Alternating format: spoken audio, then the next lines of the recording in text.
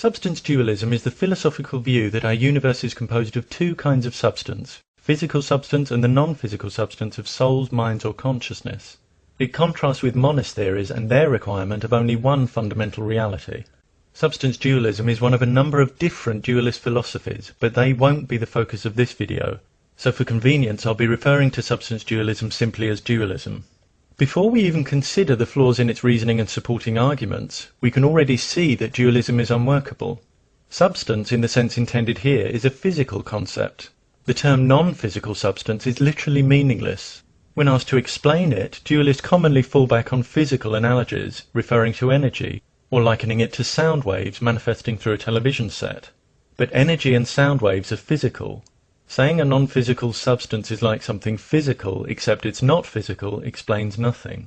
This term is simply self-contradicting, which is not a trivial problem.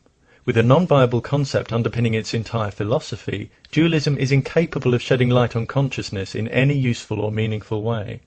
Further basic problems arise from the tendency of many dualists to use terms like soul, mind and consciousness interchangeably when trying to justify their position. They have crucial differences. Operations of mind aren't always conscious. For example, when we try to recall a piece of information, it may appear quite suddenly in our consciousness without us ever being aware of the processes of mind that retrieved it. When it comes to souls, no one's shown such things even exist. The concept of spirit essences that survive physical death needs its own separate evidence long before we throw it into the mix with minds and consciousness. These terms are not interchangeable, and statements about one don't automatically apply to another.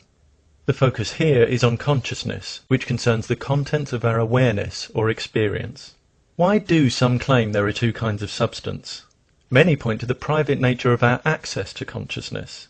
They point out that while you and I have public access to physical objects, you don't have access to my conscious experience, which is private to me, so consciousness must be a non-physical substance. But why should anyone have access if they're not the one using my brain? Given the speed and complexity of brain activity and the organic variation between different brains, it's hardly surprising that the richly detailed contents of experience can't currently be revealed by external examination. And if they can't be revealed, it stands to reason that each brain user would have private access to their own consciousness. Some dualists make much of the fact that if we examine brains, we don't see thoughts, just physical matter. But thoughts don't have to exhibit the same properties as the things they represent. If they did, they wouldn't be representations, they'd be duplications. There's no reason why we should see thoughts. We already know of systems far less complex than the brain, which store and process information in encoded physical formats that don't reveal content. If we film the sea, then open up our camera, we don't expect water to come pouring out, but that doesn't mean the camera has a non-physical entity lurking inside it. Thoughts may not have weight, colour or texture like physical objects, but nor do processes like migration or metamorphosis. If thoughts and consciousness are representational processes, we wouldn't expect to describe them in the same way we describe objects. It doesn't follow that things we don't describe like physical objects must be non-physical objects. If we're not careful with language, major misunderstandings can occur. Simply using labels like physical or mental can lull us into the false view that we must be dealing with some grand division of entities, rather than something more subtle like a shift of perspective. But let's consider the following situation. Someone says they want to move their arm, then their arm moves.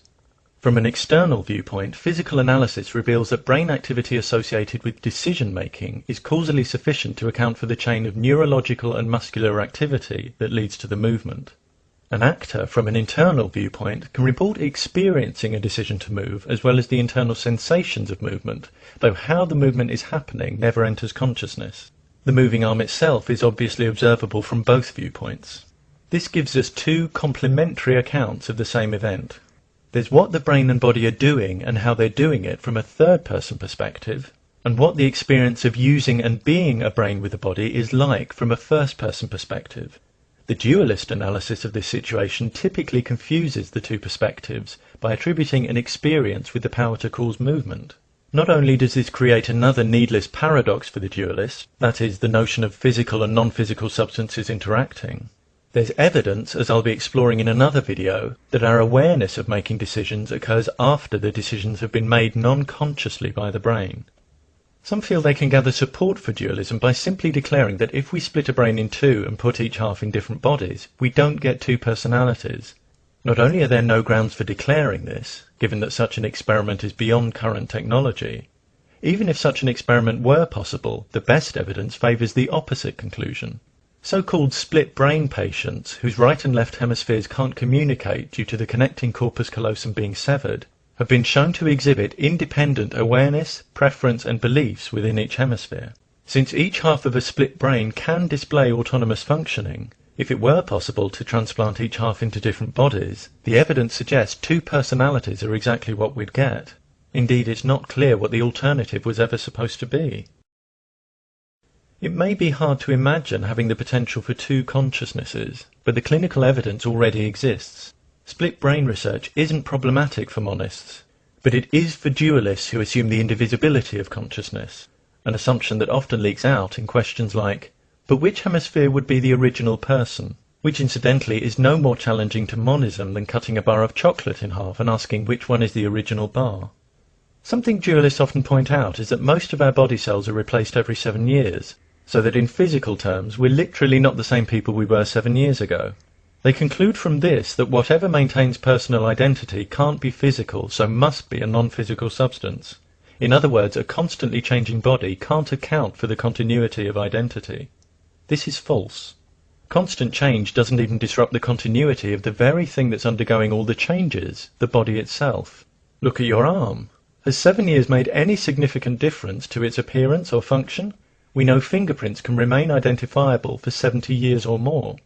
Both the structure and functioning of a system can be maintained in extraordinary detail despite the change of component parts.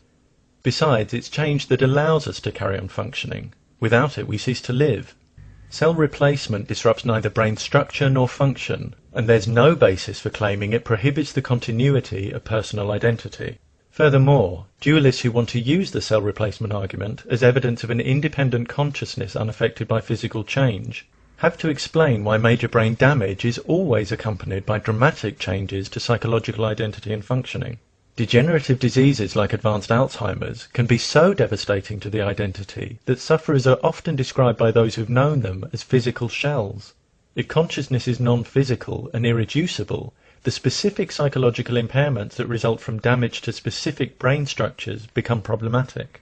The intimate correlation between injury and impairment is especially inconvenient for those who claim that consciousness can survive bodily death. What exactly is it that's supposed to be surviving after our brains and physical senses are no more?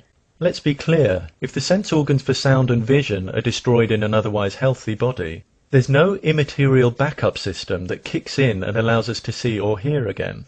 If we take the senses away one by one, we quickly find ourselves in a situation where we can't perceive anything about our surroundings or even our own bodies. And if the brain goes too, how exactly are we meant to acquire or process any kind of experience? If we need a brain for consciousness, then consciousness can't survive the brain's destruction. But if we don't need a brain for consciousness, then there's no reason in principle why any object couldn't be regarded as conscious, nor any inherent reason for us to have bodies in the first place.